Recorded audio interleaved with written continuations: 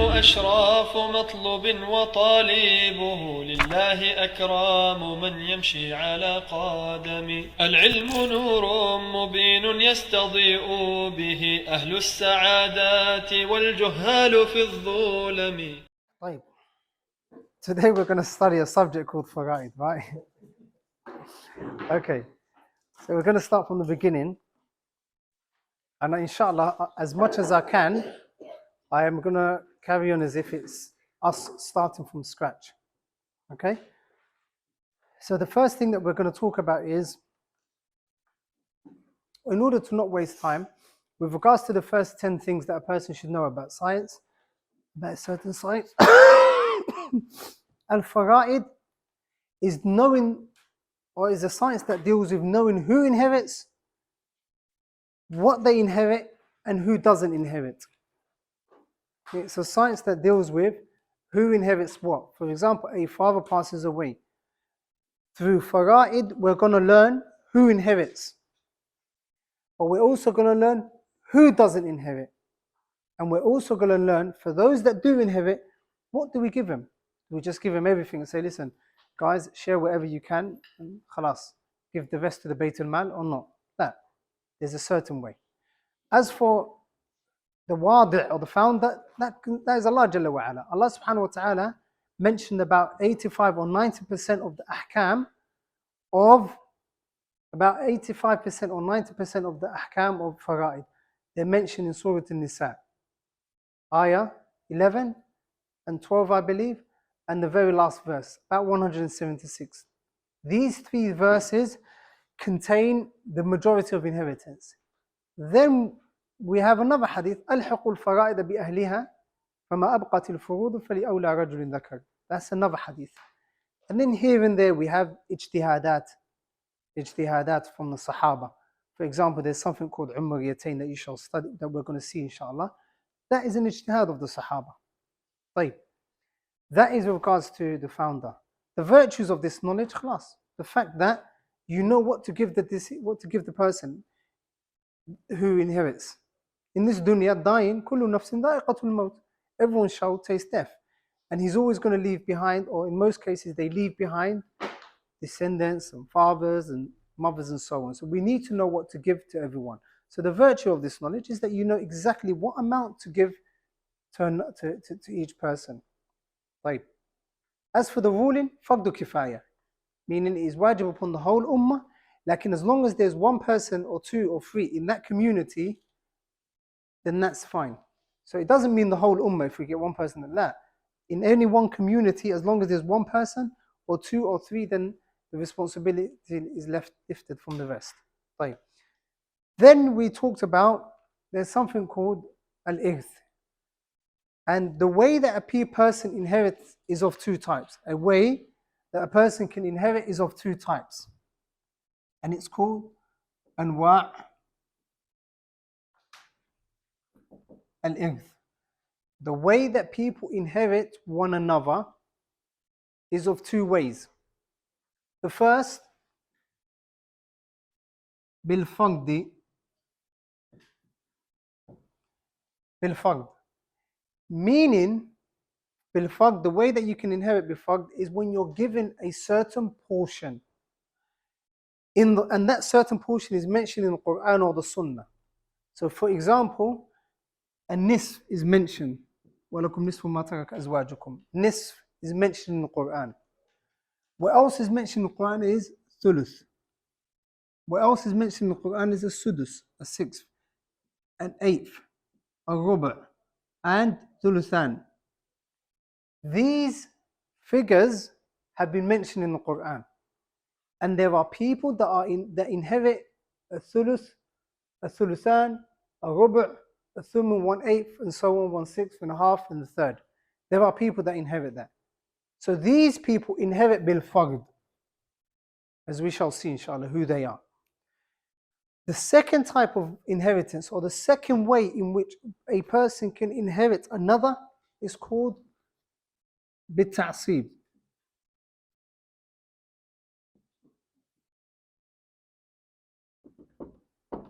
Bit-ta'sib. And bit-ta'sib is the opposite to al-faqd. It's the opposite to being given a certain portion. So there are people that we're going to see that have been given a certain portion. There are people who have been told, you know what, you can inherit. You're going to inherit. But they haven't been given a certain portion. For example, the Ibn. If you look into the Quran and the Sunnah, you won't find a single portion for him. But it is impossible for him to be blocked, for him to say go, for us to say, like, we don't have anything left for you. Unless obviously he's a kafir and so on, which we're going to see. So that is of two types. The anwa' al-irth. It is with a specific portion, bil-fard, and you take whatever is remaining. That is the meaning of ta'seeb. We give this person whatever is left after giving these people their share. For example, if there's a person that is due to inherit, if there's one person that is due to inherit a third, okay, and there's one person from here who's asaba.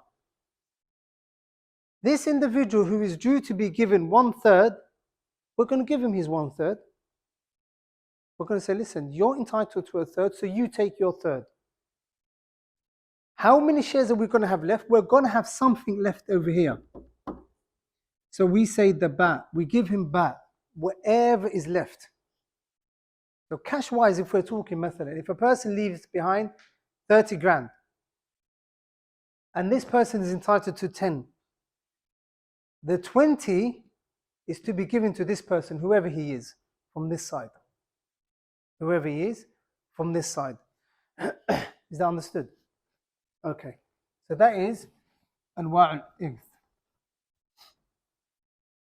The next mas'ala that we're going to go into is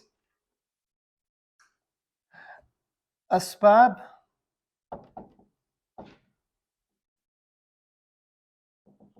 al-irth.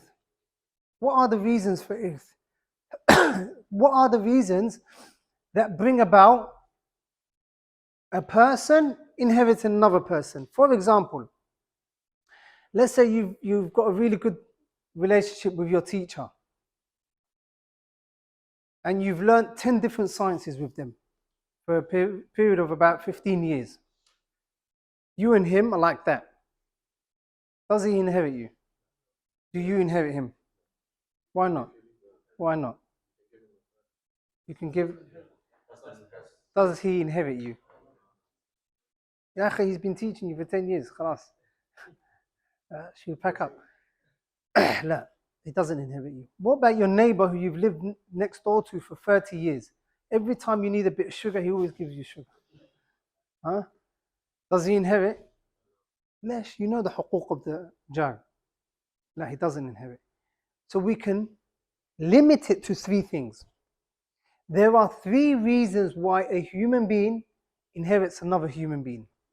Or there are 3 asbab, 3 reasons, or 3 causes that cause another person to inherit another.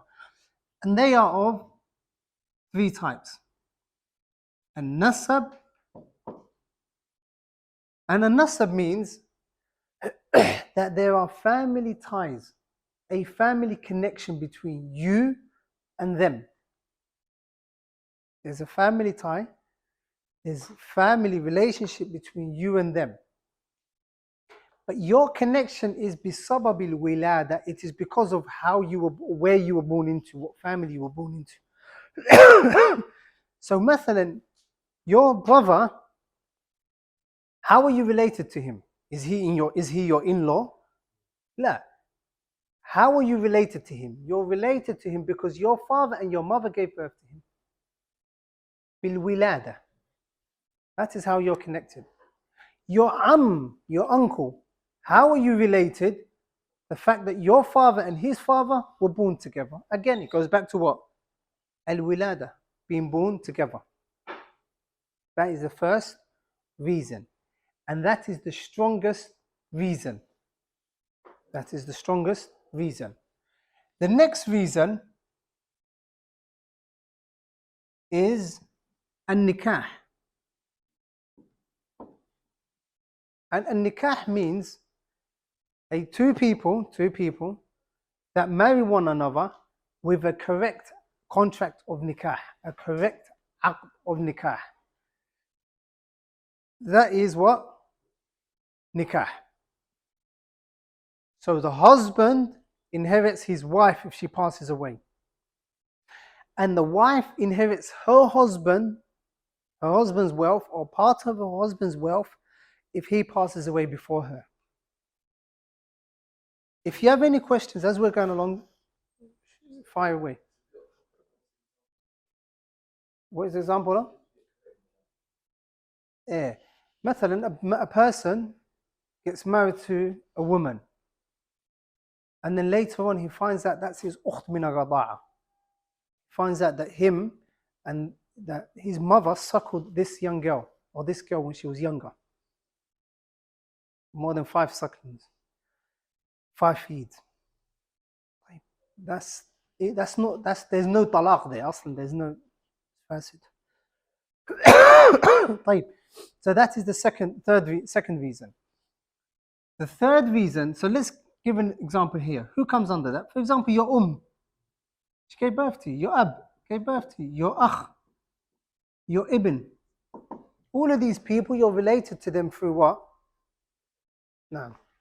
Through relation, nasab. Here, it can only be zawj or zawja or zawjat. Wife or wives. Nikah or al-wala is the third one. The third reason, come. Nikah? لا بلا وط لا نكاح. طيب مثلا let's say we're in dining hall now.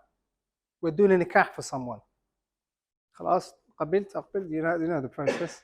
He gets married to her. خلاص we give them the عقد. بارك الله لك وبارك عليك وجمع بينهم بينكما في الخير. Due to excitement, mashallah, he's happy. When he gets out the door, he passes away. Has a heart attack. خلاص. خلاص. ذهب إلى الآخرة. She inherits him. She's laughing, yes, but she's going to be crying as well. Inshallah. طيب, she inherits him. Why does she inherit him? Zawja. We're not talking about dukhul, that's something else. Idda, we're not talking about that. We're going to study that after we finish giving them what they did after inheritance. Lakin, we're talking about whether she gets inheritance or not. Does she have the title of zawja? If he didn't have a heart attack, she is his wife. The shortcoming came from him. He had a heart attack. And wala. Any questions on that? So, أهم شيء the عقد. أهم شيء the عقد. The wala is if a person is a slave. مثلا, Ali is a slave. And he remains a slave for 20 years. Ahmed is his master. Ahmed says to Ali, listen, you loyal servant, you know what? Khalas, I'm going to break this off and you're no longer a slave. Anta hur lillah, you're free. Ali goes off into the wilderness, earns a fortune, lakin he's in a far off land. He doesn't have any family, doesn't have a wife, children or anything. Ali dies. There's no one to inherit him. There's no family member to inherit. There's no wife, there's no father, there's no son, and so on. So what we do, basically, there's none of these two.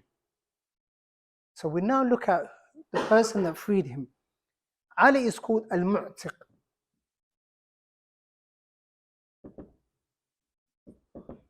Al-mu'tiq. Ali is called the mu'tiq. So that mu'tiq, okay, he inherits Ali. The mu'tiq inherits Ali. That is the meaning of wala. Somewhere along the line, we're going to study something called al-wala, ubuwa, bunuwa, something like that. And we're going to study that the last person is wala And he's the last person that should be given something.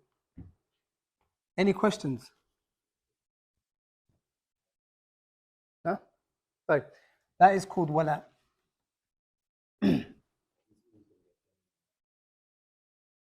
Yeah, if he's the only person, he's always going to get Jami' al-Mal. طيب. If he's not there, his children. طيب. So that is anwa', the types of inheritance, asbab. Then there are mawani'. There are mawani'. Now these mawani' are things, they're preventers. They prevent a person from inheriting. So a person who is normally entitled to inheritance, like when we say to him, khalas, you know what? We're not going to give you anything. There are preventers. In salah, if a person, مثلا, drinks alcohol, billah, for 40 days their salah is not accepted, right? So the reward of their salah is being burnt by what? The khamar, that sin. The same goes for this. Their share of the inheritance has been blocked by this mani' that they have, this thing that prevents the person. And that again is of three types. The first one is what was mawani' al-qatl. Al-qatl. Al-qatl is al-qatl al-amd. It's a person killing another person, udwan. So they say al-qatl is al-amd wal-udwan. Al-amd, intentional, and the udwan. It has to be a person kills intentionally. And it has to be udwan, out of oppression. Out of oppression. Okay? Mathalan, a person sees his father and he wants to inherit him, so he kills him. Khalas, you know what? Even if he doesn't want to inherit him, let's say him and his brother, wal-'iyadhu billah, him and his brother, they argue. And he shoots him. He doesn't want to inherit him. He just shoots him. Then they say, khalas, may Allah have mercy upon him, lakin you were meant to inherit him anyway, you're next in line. We can't give him the mal. Their argument was over, I don't know, a parking space. It wasn't even over inheritance. Lakin he doesn't inherit him simply because he killed him.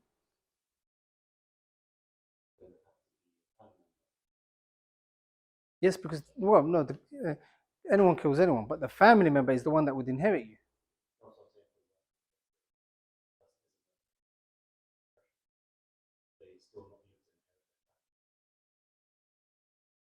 No. Okay, yeah. No. No. It's the one that you kill. So let's say Ali has killed 99 men who are from a total different tribe. Right? They're from the wolf tribe. Let's say 99 men from the wolf tribe. So Ali's a bad person, obviously. But Ali's father dies. Ali's going to inherit his father. Right? Because Ali didn't kill his father. He didn't kill his father. It's the person killing the one that he was due to inherit. So technically you can't say the murderer doesn't inherit. Half of the ummah wouldn't inherit. Like that's a good point. Go on. They're going to inherit the father. No one else. One brother kills the other. That changes. لا.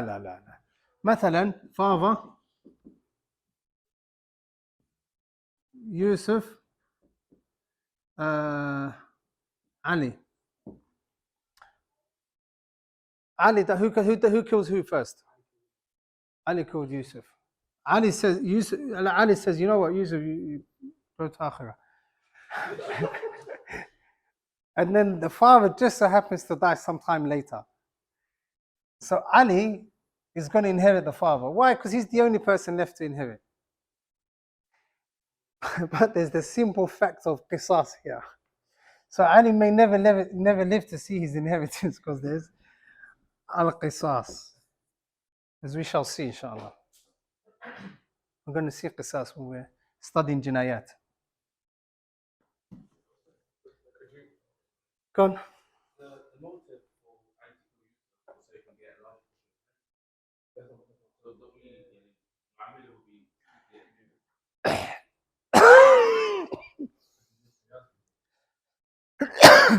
That's actually a good question. Ali kills Yusuf to get a bigger share, because if their father dies, they're going to share the inheritance. Like if he's dead, then as a judge, as a qadi, that can be mas'ala ijtihadiyya. The qadi can do ijtihad. He might do something which is called ta'zir. For example, he's prevented from this. And there's a qaida called yu'amalu bin naqid qasdihi. It's like a man who divorces his wife. مثلا, a man gets diagnosed with terminal cancer, and then there's one of his wives, or there's his wife who he's never liked, doesn't want her to inherit. And he knows he's going to die in 6 months, or even 3 months, or 6 months outside of her iddah. He goes, you know what, I divorce you. So by the time he dies, in 6 months' time, she's not even his wife. Like, why did he divorce her? Is it because he wanted to divorce her? So she doesn't inherit. In reality, she does inherit. يعامل بالنقيض قصده, they say. And we studied that قاعدة when we studied القواعد الفقهية, صح? With الله يرحم مع بنيات. طيب.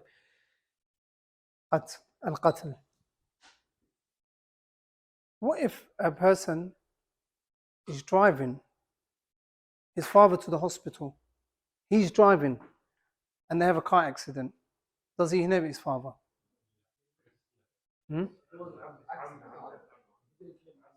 Like, what if we say, okay, any type of killing?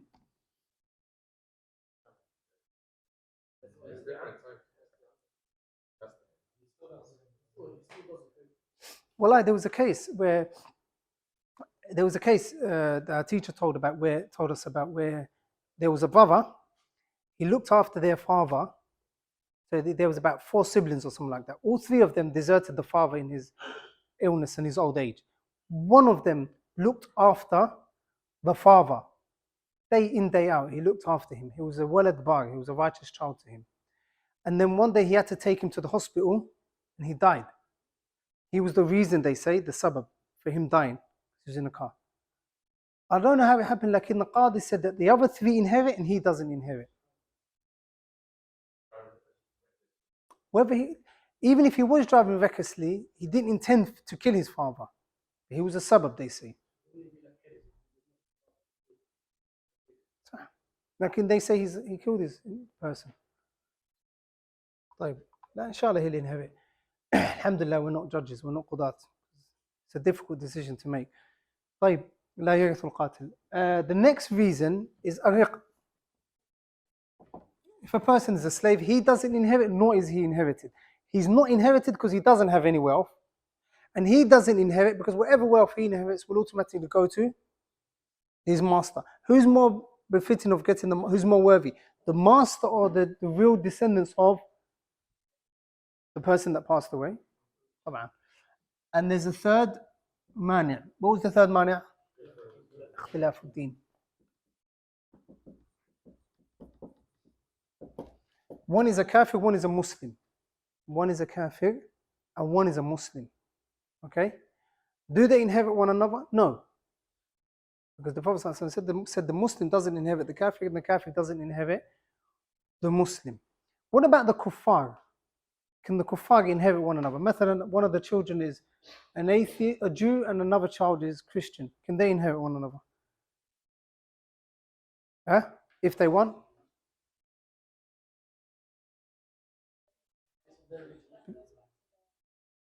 Between them, they're all kuffar? So they can inherit one another. Their own religion. True, it can go back to their own religion. Like they're now coming to our courts. They're coming to our court.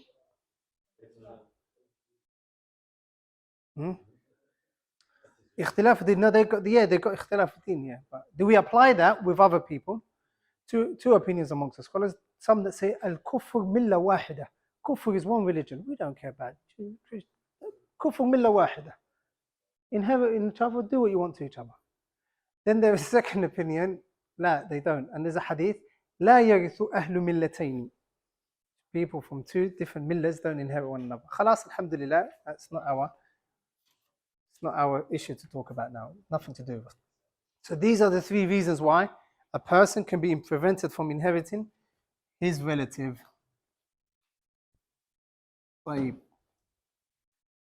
Then there's something called shurud. Shurud al-irth. There are conditions of inheritance. I'm not going to write the conditions down. I want you to say it out. What are the conditions for a person to inherit another? Everything in every type of ibadah, there are conditions. Whether they are many or a few. Salah, Hajj, Siyam, Zakah, everything had inheritance. What are one of the conditions for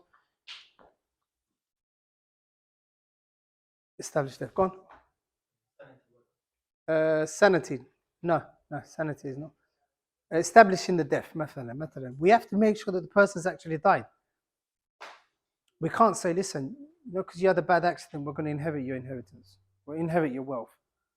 He might come back after 3 weeks, 3 months. What about brain dead people? Brain dead people. They're between life and death. Huh? Are they dead hukman? Fair enough. Could we call them dead hukman? No. Okay. The brain dead? No. Khalas. He's still alive as long as he's breathing. Leave his mal with him. Khalas. And we let him inherit. If one of his relatives dies, he inherits. Right. So making sure that the person is dead. That dead could be officially seeing him literally life support machine taken off or taken away. No point saying wal'iyadu billah because everyone's going to die anyway. Lakin, a person dying literally, we can see he's died.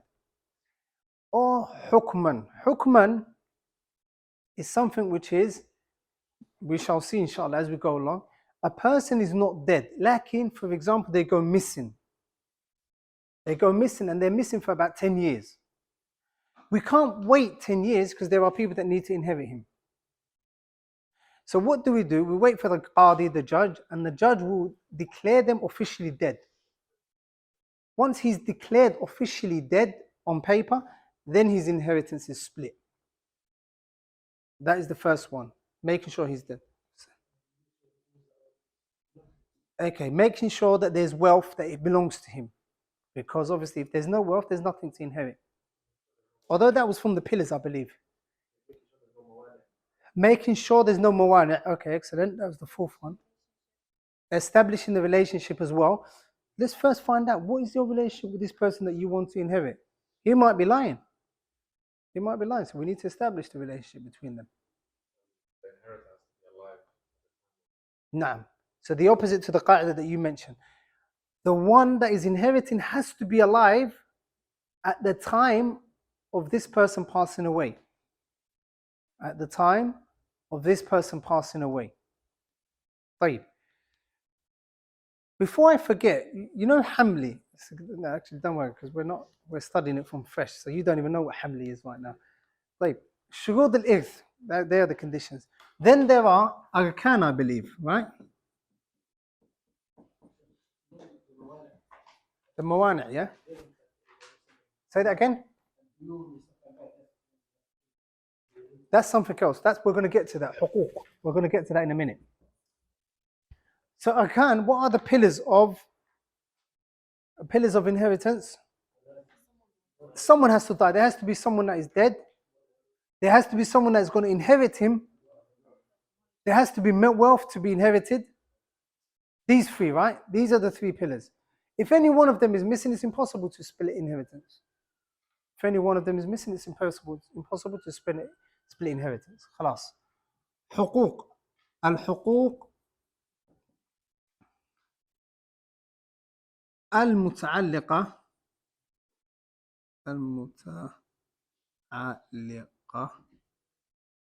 بالإرث.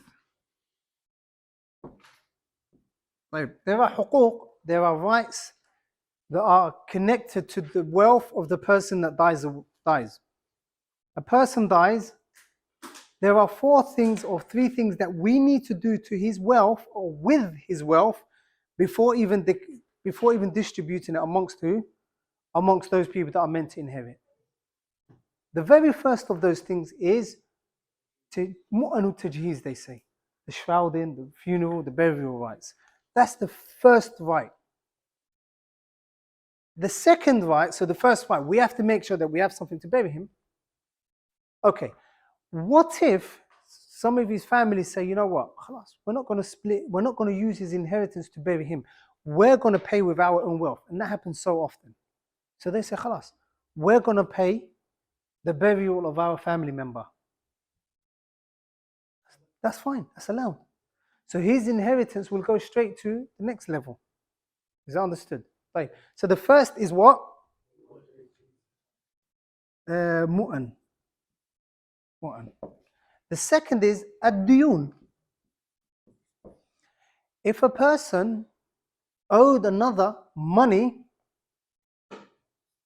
we have to make sure that we pay all of these debts before them. And the Prophet ﷺ said in an authentic hadith that the person may be punished, or the questioning may be delayed, I believe it was, for the person that doesn't, for the one that has debt against him, that owes a debt. So the debt is the next thing that needs to be taken into consideration. The second is al-wasiyah, which is a third. Maximum it could be is a third. The wasiyah is like a will that a person leaves behind, a certain amount of his wealth for sadaqah. That is what will benefit him in his death. And we studied it towards the end of Kitab al-Buyur. But the wasiyah can only be a third. It can't be any more than a third. Aslan, it can't be any more than a third. However,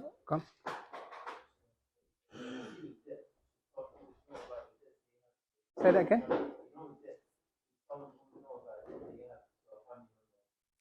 With debts, the most important thing is that a person writes all of his debts somewhere, and all of the money that is owed, all of the money that he owes people, and all of the money that is owed to him, he needs to write that down. Also, any money that he may be holding for someone. Remember wadi'ah, I can come to someone, I can go to a person and say, listen, hold this 100,000 for me.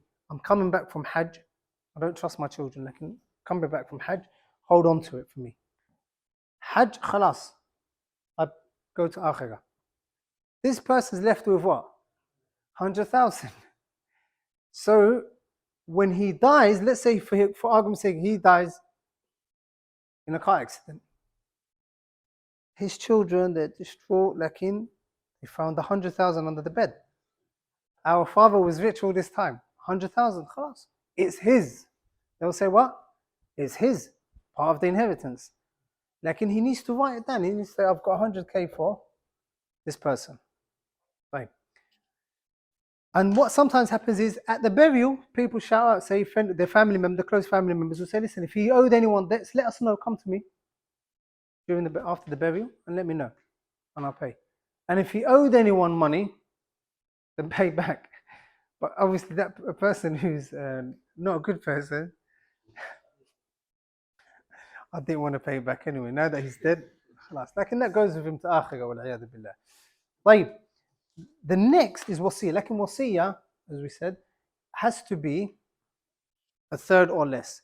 If a person gives a wasiyah of half of his wealth, it is permissible, providing those that inherit him allow it. For example, a man says, I want 50% of my wealth to be put into a masjid. Khalas.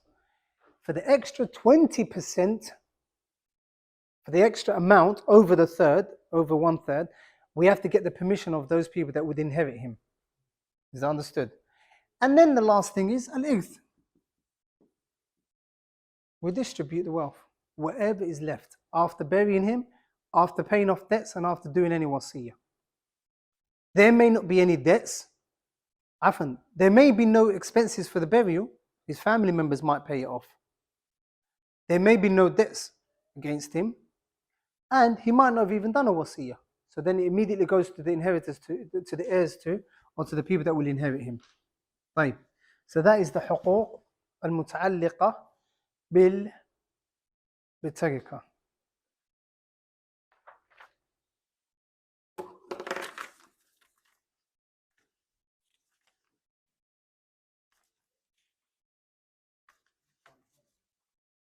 أسباب، مباحث، أقسام، موانع.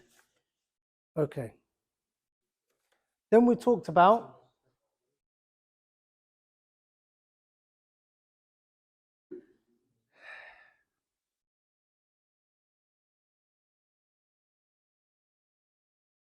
الوارثون من الرجال and الوارثون من النساء. طيب. For the men that inherit, they are about 15 or so in number. زوج, أب, ibn. Ibn, what comes under him is ibn as well. Akh, and his children, his sons. Am, his sons. The mu'tiq. Who's the mu'tiq? The master that frees his slave. So طيب, the zawj, the ab, the ibn, however below you go. The ab, however up you go. So basically the jad. Or the ibn. However low you go. The akh and his children, his sons. Be careful, not his children. His sons. Am, the uncle, his sons. Okay. So the am, the akh shaqiq, the am shaqiq, your dad's full brother. But then we've also got a am li'ab, your dad's half brother from your father's side, and his children. But you've also got akh li'ab, not li'um, li'ab, li'um as well, صح, you're right. Akh li'ab and akh li'um, he's also from those that inherit. Let's count. 1, 2, 3, 4, 5 children. 6, 7, their children, the am and his children. 8, 9, 10, 11, and his children, that is 12. And his children, 13, 14, his children. 13 and 14, huh? 13 and 14, صح. 13 and 14, his children. And 15, but not his children. Not your brother from your mother's side, your half brother from your mother's side, his children don't inherit. That's something called Dhawul Arham. We're going to study that at the end. So, how many is that? 15. These 15 they inherit. Fine. From the men. Do they all inherit? Of course not. In one scenario, مثلا, a person dies and he leaves behind all of his whole family. He leaves his whole tribe behind. Who inherits from here? The ab, your ibn, and the zawj. All of these people, خلاص. Haba al-Manthura, huh? لا, jad, if there's no ab. There's something we're going to study called hajb, okay? Okay. طيب. So that is blocking. خلاص. From the women, gone. If there's a bint, you jump in the gun, but I'll take it this one. Bint, we've already done it, but we're not meant to go on like we haven't. Gone. Bint. And Mu'tiq. Okay. Who's going to break the rule and answer this from the sisters? That meaning split it. There's something called answering this. The way you answer it is that you give me figures. Huh? She gets nisf. She gets a sudus. And the mu'taq gets a baqi. It's hard to be jahil once you have ilm. So you guys know the answer already, so it's difficult to expect you to not know. That's how it goes. Why? Because the mu'taq is a asaba. طيب. From the women, those women that inherit, be careful, pay attention. Those women that inherit are the sisters, can you see? Sorry. Can I delete this? Yeah. The جدة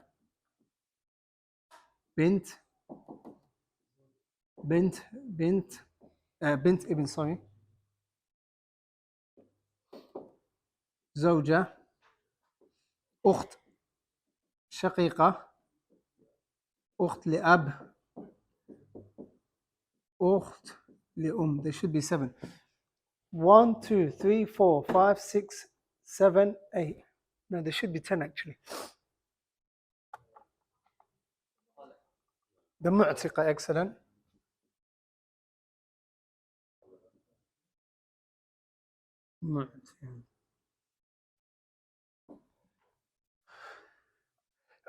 خلاص, these are the ones that inherit.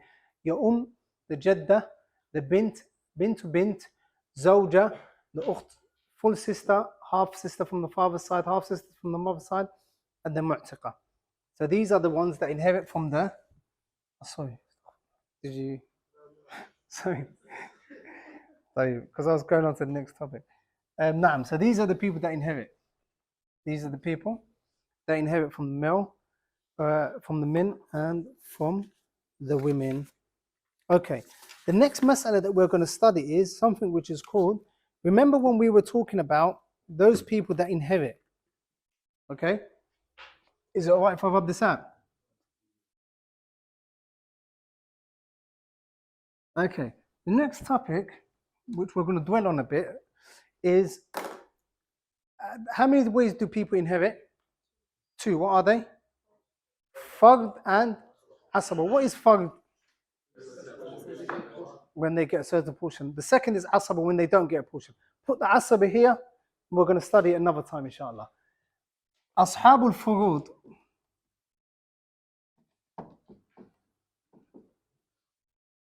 Ashabul furud. Before that, we need to know what are the furud that are mentioned in the Quran. They are النصف, ربع, ثمن, سدس, ثلث, ثلثان. ثمن is there. 6, صح, 6. Funny, I don't know if you remember or not, about 3 months ago we had these numbers. You were a lot more ignorant than you are now, mashallah. Now you're ulama of al-fara'id, you've completed fara'id. Lakin, it just dawned on me, this is where we had the numbers. These are the furud that are mentioned in the Quran and the Sunnah. The Sunnah also contains the sudus. The sudus is mentioned in the Sunnah, the jadda. Okay, so here we need to know, there's 2 ways that the scholars go about it. They either mention the nisf and who inherits it, and then a rubu' and who inherits it, and then the thuman and who inherits it, and so on. That is one way of saying it. So here, for example, you say 5 people and give the conditions. Here you say 2 people and give the conditions. Here you say 1 person and give the conditions. Here you say however many people, 5 or 6, and then you give the conditions. That's one way, okay? And that way is easier. And that way is the way that we studied it, this way. Although actually no, we just studied both ways. Lakin, the second way is to say the zawj, and then to study him independently. What does he get? When does he get this? What conditions? And then you would say he gets half, and at times he gets a ruba'. And then you go on to the zawja, and then you say at times she gets a ruba', and at times she gets a thumun, and then so on and so forth for everyone. So these are 2 methods that they follow. Okay? Imam al-Sa'di rahimahullah, he follows this method. Okay? You've studied both. Which do you think is easier? This one? So you think that one's easier, Hakim? Yeah, nah, a lot of people, I personally think this is easier. This is a lot easier. Because you've got the fard and then everyone that gets that fard. But like, if it's easier for you, khalas. Yani, sometimes, you know, with the, no, I was going to say nisab balagba, like we haven't got to that yet. Right. So now, here we want to know who inherits and what fard do they inherit? What do they inherit? So we're going to start off with a nisf. Furthermore, we're going to start off with zawja. She's less. A thumun, we're going to talk about the people that inherit a thumun and with what conditions. Right. Thumun, only one person inherits a thumun, and that is the zawja.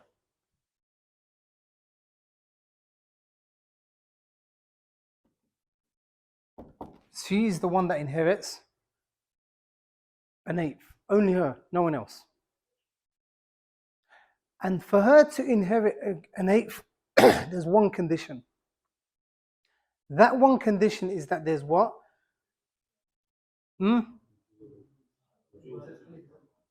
Wujud farq warith. There has to be a child. So if there's a child and a zawja, the wife will get an eighth. That child, it could be hers, her child, or it could be her husband's wife, child from another marriage. So, could be from a previous marriage, or a wife that he's already married to now. So when we're saying wujud farq warith, the farq, that descendant is not a descendant of her that we're talking about. It's a descendant of who? The deceased. A descendant of the deceased, i.e. a descendant of the wife, of the husband in this case.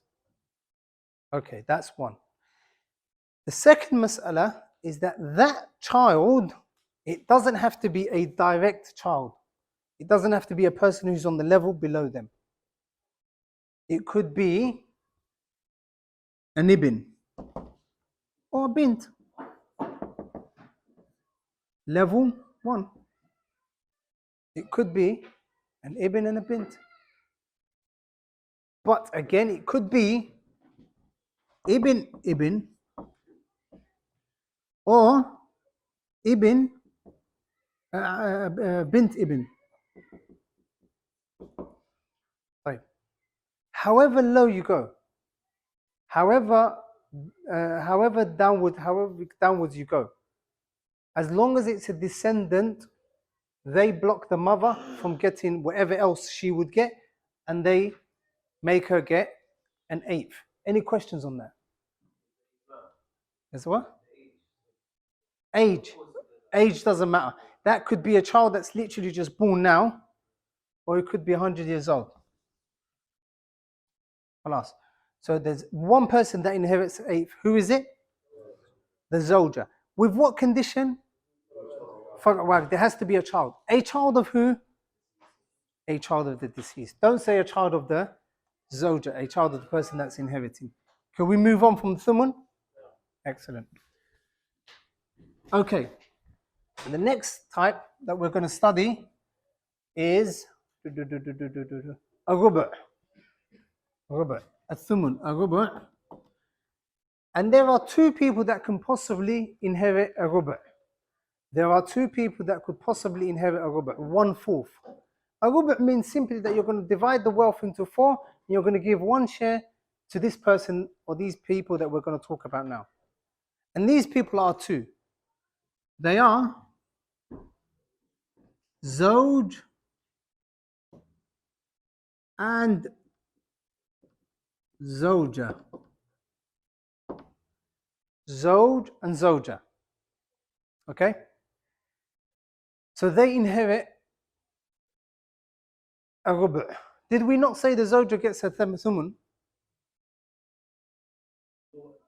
Yeah, that's her lower rate. Her higher rate, the higher amount that she can possibly get is a 1/4. Right. What are the conditions? one for each, خلاص. For the zawj, for him to get a rubu', it has to be wujud far' warith. There has to be a child, a warith, a descendant of who?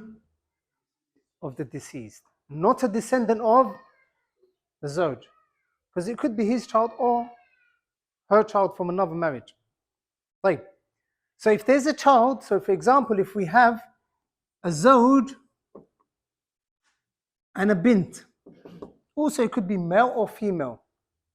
When we're saying, you know, even for the thumun that we talked about a few minutes ago, the presence of a child, and here the presence of a child, that child could be male or female. Doesn't matter, male or female.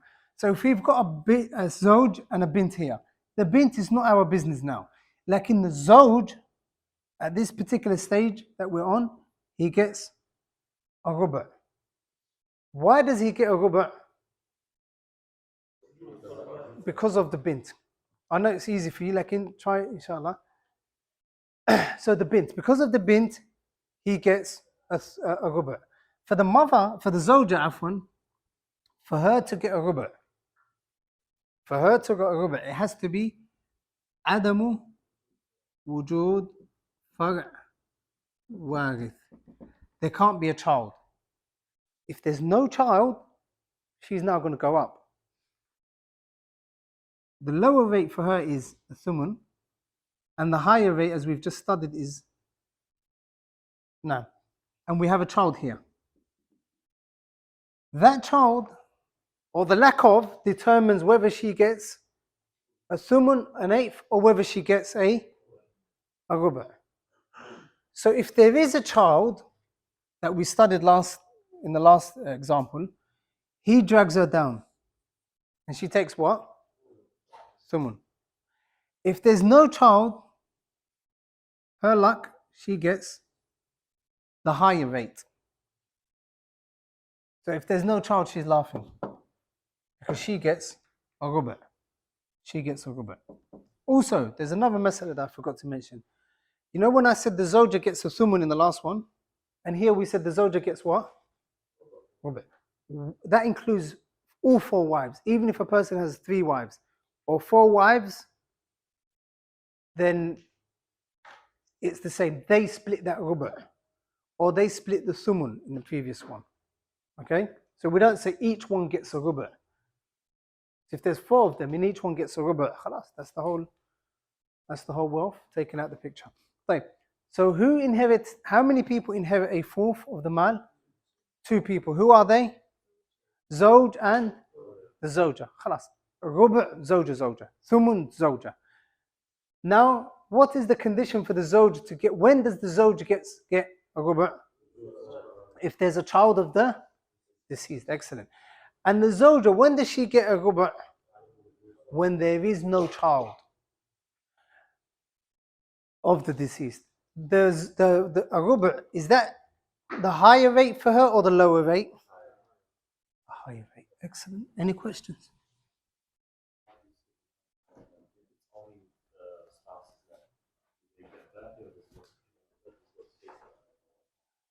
You know, if there's only the wife left, okay, or only the husband left, okay, based on the qawa'id of rad, it doesn't go back to them, okay. However, there's something called dawl furud. So there's like your khala, your uncle, okay. We're going to learn what he inherits. The khal, your mother's uncle, he's not part of the people that asaba or the fam. Now the reasoning that the scholars say that your khal should inherit your wealth if there's no one else, they say he's closer to you than what? Than the Bayt al-Mal. Who is more befitting, that it gets given to all of the Muslims, or that it gets given to your uncle from your mother's side? Right. So that same illah, we can use it for the zawj, can't we?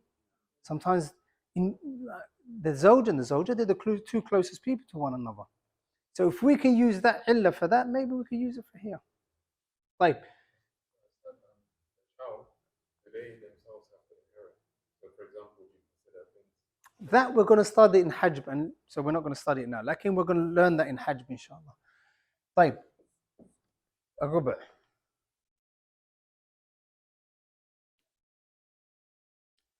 طيب. We're only going to study now a thuluth, and then we're going to call it a day. Thuluth. There are two people that could possibly inherit a thuluth. Possibly. Meaning that there are situations, scenarios that they don't inherit a thuluth. And those two people are the and إخوة لأم. Yeah, إخوة is جمع. Two or more. The first thing that we're going to study is the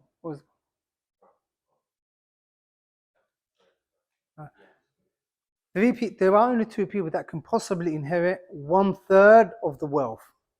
They are two people. The the mother of a person, and your half brother from your mother's side. Your half brother from your mother's side. So a person who you share the same mother as. Two or more. It has to be two or more. Right. Let's start with the For the there are 3 conditions. The third, we're going to delay. The first 2, we're going to study now. The first is what? Adam Far Warith. There can't be a child. So any mas'ala that you think of, you put the there. If you want to give her a third, there's one person that you should look out for. One troublemaker. A bint, or an ibn, or ibn, or bint, ibn. All of these people cause trouble to the mother because they don't give her a thuluth. They prevent her from a thuluth. As for what she gets, we're going to study next week. Lakin, if these people are there, she doesn't get a thuluth. However, if they are not there, and there's a jad, ab, akh, then here she gets a thuluth. So far, because there's no what? There's no child of the person that has passed away. There's no grandchildren of hers. Simple. There's no grandchildren of hers. Bear in mind though, when you're looking at these masail, never ever look at the relationship between the people who are still alive. Don't look at the relationship between the people that are still alive. Because you're going to think, yeah, but that's akh, and then but that's nothing. Don't look at their relationship. Look at the relationship that they have to the deceased, the person that's passed away. Khalas. Right. So here we have an that fulfills the conditions for a thuluth. So far, a jad, a grandmother, a grandfather, a father, and a brother. So far, we're on course to give her what? Thuluth. If it stays like that, she takes the thuluth. What is the second condition though? عدم جمع من الإخوة. Excellent. For her to inherit a thuluth, there can't be a group of brothers or sisters. There can't. So here she gets a thuluth because there's an akh there, but he's what? 1. So there can't be a group of brothers, and a group starts from 2 or more. Now, these brothers, they don't have to be from the same direction. You can have one akh shaqiq and one ukht li Are they not 2 or more? Are they not from the direction of the brother? No. Or they could be 5 أخ لأب. Or there could be 10 أخوات شقيقات. As long as there are brothers or sisters, 2 or more, then she gets a thuluth. She doesn't get a thuluth. She doesn't get a thuluth. They could be from the same direction. They could be closer to one another to the deceased than one another. Again, that's not looked at. As long as there are a group. Mubarak, you had a question? Right.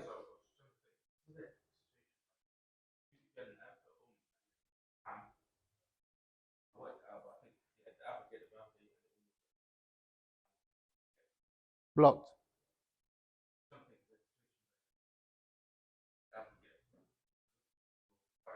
La, the ab never gets a thuluth. La. That's like you saying, I'm thinking, can the Zawj ever get a thuluthan? La, never happens. The ab, we're going to see what he gets. But when we said, though, there are 2 people that get a thuluth, you should know already that there's no ab in that. There's only Right. Is that understood? Right. As for the third reason, it's something called Umariyatan. We're going to study that, inshallah, somewhere along the line. Plus, these are the 3 conditions, or the 2 conditions for a mother. Okay? The reason why we're not studying that now, because it's not so common. Lakin, we're going to study that, inshallah, somewhere along the line. How many conditions are there for the mother to inherit a third? 3.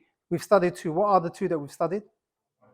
Adam Far'awar, if there can't be a child of the deceased, or a group of brothers. There can't be a group of brothers, a group of sisters, or a group of mixed brothers and sisters. The second type of people, the second group of people that inherit a thuluth are the ikhwa li'um. And they are your brothers from your mother's side. Your brothers from your mother's side. And they inherit with how many conditions? Let's see. What is the first one? Adam Far' Warith. There can't be a child of the deceased. There cannot be a child of who? Of the deceased. There can't be. If there is a child of the deceased, they don't inherit. So, for example, a person dies and he leaves behind 5 akhli'um and ibn. Khalas. They don't inherit what? Don't say they don't inherit anything. Khalas. For now, we're going to say they don't inherit a thuluth because they don't meet the condition. Take this ibn out though. The second condition is أن يكونوا اثنين. Is that not a condition? That they have to be 2 or more. And this is here. There's 5. Is 5 not more than 2? 2 or more. Even if there's 2, it's enough. As long as there's 2 or more, they're also on course to get a thuluth. What was the third condition? Adam? Al-asal min al-dhukur. And there can't be a father or a grandfather. In Ilm al-Fara'id, there's something which is called al-usul. And the usul are those people who are above you, who you descend from. Your mother and your grandmother. Your father and your grandfather. And obviously your grandparents upwards. These are called usul. So these usul can't be there. The father can't be there and the grandfather can't be there for your half brothers from your mother's side to inherit a thuluth. Right? Okay. So here, for example, they inherit a thuluth. This example, 5 akh shaqiq, 5 akh li What do these get? What does the get first and foremost here? Because you've already studied it. Astaghfirullah. No, you haven't studied 6. We haven't. Leave the mother out here. What do these people get? These bottom people. The akh li 5 akh li What do they get here? Thuluth. You sure? According to what we studied. Thuluth. But even according to what we've studied in the past, they still get thuluth. طيب. So thuluth. Why? There's no child, there's more than one, and there's no asl from the core. There's no mother, and there's no afwan, father, and no who? Grandfather, and no grandfather. So that is the third that we've taken. Okay? Next week, inshallah, we're going to study who inherits a half, a sudus, a sixth, and 2/3, and we're going to carry on, inshallah.